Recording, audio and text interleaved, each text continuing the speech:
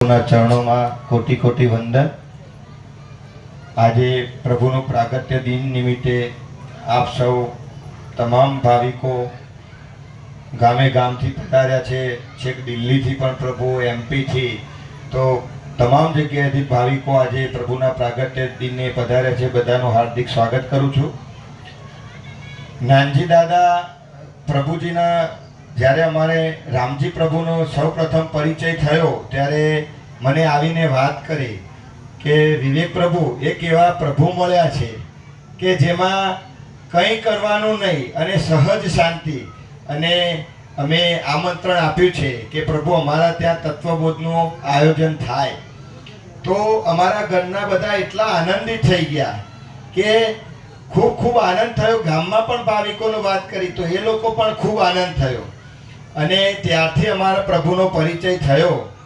અને પ્રભુ જ્યારે તત્વબોધ શરૂ થાય ત્યારે પશુ પંખીઓ આવીને બેસી જાય તત્વબોધ સાંભળવા, અને તત્વબોધ પૂરો થાય એટલે પશુ પંખી જતા રહે। આ એવો દિવ્ય પ્રભાવ હતો પ્રભુનો।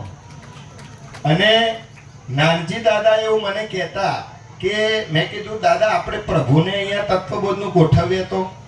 મને કે સંતને બોલાવા, પ્રભુને બોલાવા એટલે કંઈ સહેલી વાત નથી।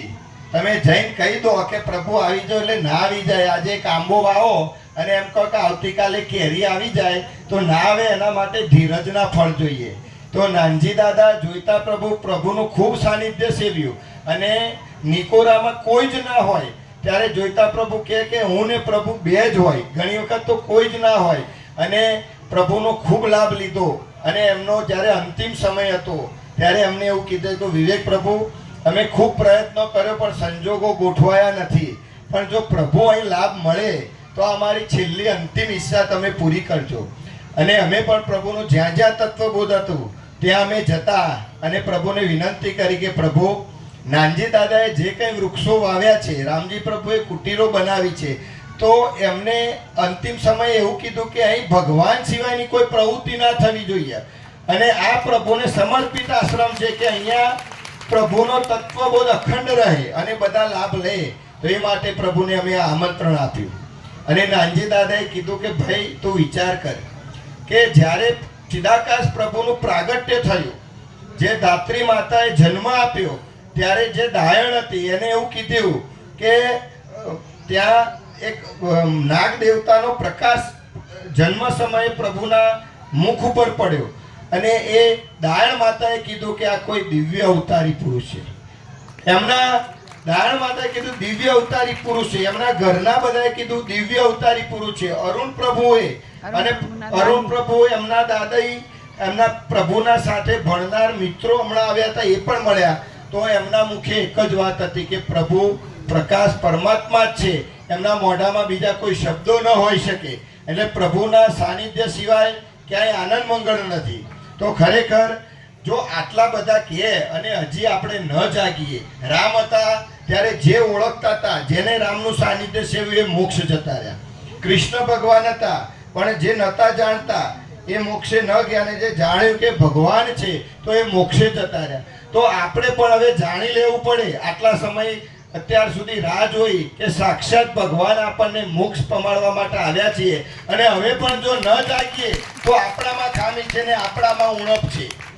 કેમ કે પ્રભુને તો કોઈ સ્વાર્થ નથી। આજે તમે બીજે જગ્યાએ જાઓ, ના નથી, અહીંયા પણ આવો, તમે કમ્પેર કરો કે કંઈ કરવાનું નથી। પ્રભુના તત્વબોધ પ્રકાશમાં શ્રી યોગ વશિષ્ઠ રામાયણનું પારાયણ રોજ સવારે 7 થી 8, સાંજે 7 થી 8, રહેવા જમવાની સુંદર સુવિધાઓ છે, અને કંઈ કરવાનું નહીં। કોઈ દીપક નહીં પ્રગટાવવાનો, કોઈ અગરબત્તી નહીં કરવાની, કોઈ ફૂલહાર નહીં તોડવાના, કોઈ ક્રિયા નહીં કરવાની, કોઈ ધ્યાન નહીં કરવાનું। પ્રભુ કે ફૂલ જ્યાં છે ત્યાં ભગવાનને ચડેલા જ છે, એને તોડીને કરમાવશો નહીં। તો આવા દિવ્ય વિભૂતિ સંત આપણને મળવા ખૂબ દુર્લભ છે। આ તો આપણો છેલ્લો સમય હોય, અને આ જન્મે જેને મોક્ષ પ્રાપ્ત કરવાનો હોય એ જ અહીં આવી શકે, બાકી કોઈની તાકાત નથી કે અહીંયા આવી શકે। મારા ઘરના મેનામાળી રામજી પ્રભુ અમે પણ અવારનવાર લાભ લઈએ છીએ। હું પણ સ્વીકારું છું કે ઘણી વખત અમે પણ ચૂકી જઈએ છીએ, તો હું પ્રભુની ક્ષમા માગું છું કે હવે જેટલો બનો એટલો અમે પ્રયત્ન ફૂલ લાભ લેવાનું કરીશું। અને રામજી પ્રભુ મેના માડીના મોઢે હવે સંસારની વાતો નથી આવતી, ઘેરે પ્રકાશ જ કરે છે. હવે ટકાટક બંધ થઈ જાય છે. જે એનો તત્વબોધ સાંભળો ને એને ક્યારે અંદર ટકાટક ડખો રહેતો જ નથી. એ કાયમ માટે શાંત થઈ જાય છે. ઘરનાએ શાંત થઈ જાય છે, બાળ પ્રભુએ શાંત થઈ જાય. તો આવો દિવ્ય અલૌકિક લાભ મળી રહ્યો છે. તો આપ પણ લાભ લેતા રહેજો. દર મહિને ભગવાનના વાર્ષિક ઉત્સવનું અહીં આયોજન પ્રભુના સાનિધ્યમાં ગોઠવાયું છે. તો એ પણ આપ લાભ લો, આપણા સગા સંબંધી લાભ લો. આપ બીજે જાઓ, અહીં આવો, જુઓ ક્યાં શાંતિ મળે છે. શું ખરેખર કંઈ કરવાનું નથી, સહજ શાંતિ છે. અને જે બધે જ સર્વત્ર વ્યાપ્ત પરમાત્મા છે, એ પરમાત્મા વશિષ્ઠ મુનિ સ્વરૂપે જ્યારે પ્રગટ થઈ અને આપણને બોધ કરવા આવ્યા છે. અને બોધ એટલે કંઈ જ નથી કરવાનું, પ્રભુના સાનિધ્યમાં ફક્ત બેસવાનું જ છે. તમારે કોઈ ક્રિયા કરવાની નથી. શ્વાસ પણ આપણે ચલાવવાનું નથી. શ્વાસ પણ પ્રભુ ચલાવી રહ્યા છે. કોઈ એમ કહે કે હું શ્વાસ ચલાવું તો એ શ્વાસ નથી લઈ શક્યા. તો ખાલી પ્રભુનું સાનિધ્ય સેવાનું છે. તો આપ જેટલું બને એટલું પ્રભુનું સાનિધ્ય લો. પ્રભુની કૃપા જુઓ. લોકો આરસીસી શેડ બનાવે, પતરાના શેડ બનાવે. પ્રભુએ કીધું કે ભાઈ આપણે ઋષિ મુનિઓની જે કુટીરો છે એવી કુટીરો બનાવો કે જેમાં બ્રહ્મની લહેર આવે, એકદમ શીતળતા આવે, સૂઈ શકીએ, વિશ્રામ કરી શકીએ, પ્રસાદ લઈ શકીએ. તો વધુ ભાવિકો ચોમાસામાં આવે તો ક્યાં વ્યવસ્થા? તો એ માટે પણ અહીં સુંદર મજાની વ્યવસ્થા થઈ છે. તો આપ પણ આ લાભ લો. મન શાંત કરવા, મેડિટેશન કરવા પૈસા ખર્ચવાની જરૂર નથી, ક્યાંય યોગના ક્લાસ કરવાની જરૂર નથી, કોઈ ક્રિયા કરવાની જરૂર નથી. અને જો મહિનામાં આપણે 2-5 દિવસ પ્રભુ પાછળ ન કાઢી શકીએ તો એ જીવન વ્યર્થ છે. અને અમને તો એવું સમજાયું બાળપણથી કે પ્રભુ મળ્યા પછી અમારે કંઈ કરવાનું નથી. નહોતા મળ્યા ને ત્યારે આ કરું તો સુખી થઈ જાઉં, આમ કરું તો સુખી થઈ જાઉં. અને હવે તો એમ થાય કે મારે હવે ફેમિલી સાથે પ્રવાસ નથી જવું, પ્રભુ સાથે પ્રવાસ જવું છે. અને મારી ફેમિલીને પ્રભુ સાથે પ્રવાસ લઈ જવા છે. કેમ કે જે પ્રવાસ જઈએ છીએ એમાં જે આનંદ પ્રભુ સાથે છે ને એ આમ ગમે તેટલું ફરો એ આનંદ નથી રહેતો. અને પ્રભુ સાથે જે અમે 18 દિવસ જે દિવ્ય નર્મદાની 42 કિલોમીટર અને 150 ભાવિક સાથે જે યાત્રા કરી એનું કોઈ શબ્દોમાં વર્ણન ન કરી શકાય. કોઈ ટેપ નહીં, કોઈ સોંગ નહીં. ન તો ઘણા એમ કે આટલી યાત્રા કરીને કોઈ ગીતો બીતો તો વગાડો. કોઈ ગીત નહીં, બધા સમાધિમાં જ રહે. જ્યારે સ્ટેન્ડ આવે ને એટલે ઉતરે ને પાછા સમાધિમાં જતા રહે. તો એવું પ્રભુના સાનિધ્યમાં અલૌકિક આનંદ મળ્યો. અને ઘણી જગ્યાએ તો 5 જ ટોયલેટ બ્લોક અને 150 ભાવિકો. તમે હોય તો આમ વિચાર કરતા આમ તો નામ તો એક પણ ભાવિક જે પ્રભુનો પ્રકાશ લીધેલો છે ને એક પણ ભાવિક કોઈ અવ્યવસ્થા નહીં, કોઈ તકલીફ નહીં, કોઈ મુશ્કેલી નહીં. જે જેવી સંજોગો ને જેવી પરિસ્થિતિ. તો એ રીતે આ પ્રકાશ જે પચાયો છે એ ભાવિકો પણ ખૂબ સુંદર મજાની યાત્રા થઈ. ભવિષ્યમાં આ યાત્રાઓ ગોઠવાતી રહેશે.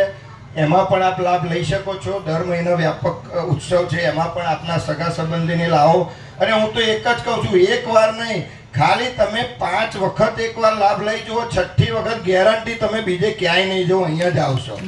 કેમ કે આ જે શાંતિ મળે છે ને એ ક્યાંય મળતી નથી. અને એ જ મોક્ષ છે. પ્રભુ કહે છે કે મનમાં કોઈ વિકલ્પ સંકલ્પ નથી, કેવળ પ્રકાશ ને પરમાત્મા છે. એ જ મોક્ષ. પછી જન્મ એ નથી અને મૃત્યુ પણ નથી. કેમ કે જન્મ મૃત્યુ એ પણ એક કલ્પના છે. આ દેહ પણ એક કલ્પના છે અને આ દેખાય છે એ પણ કલ્પના છે. પણ જેનાથી આ બધું ભાષે છે અને જે જ્ઞાન છે, અનુભવ છે, એ જ પ્રકાશ છે. અને એ બોધ પ્રભુના પુસ્તક વાંચવાથી નહીં થાય. યોગ વશિષ્ઠ ગમે તેટલા પાના ફેવરો, મેં 5 વખત વાંચી નાખ્યું.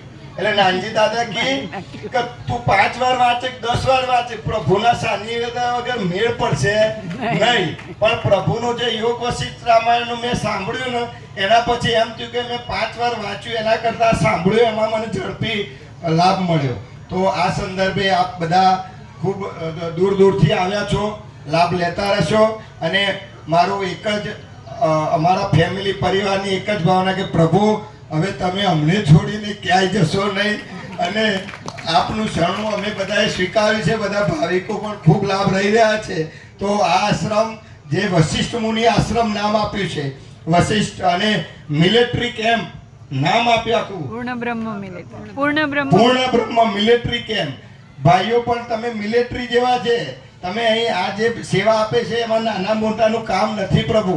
આ તો બધા બ્રહ્મ મિલિટરી છે અને બ્રહ્મ મિલિટરી આગળ આપણી મિલિટરીનું પણ કંઈ કામ નથી. તો પ્રભુને બસ હૃદયથી અમારા પરિવાર વતી ખૂબ ખૂબ હેપી બર્થડે ટુ યુ. પ્રભુના ચરણોમાં કોટી કોટી વંદન. અને પ્રભુ અમે આપનું સાનિધ્ય સેવજો ને પ્રભુ આપ અમને બધાને છોડશો નહીં અને અખંડ અહીંયા જ પ્રભુ બિરાજમાન રહો એવી જ પ્રભુના ચરણોમાં પ્રાર્થના. ઓમ ઓમ ઓમ.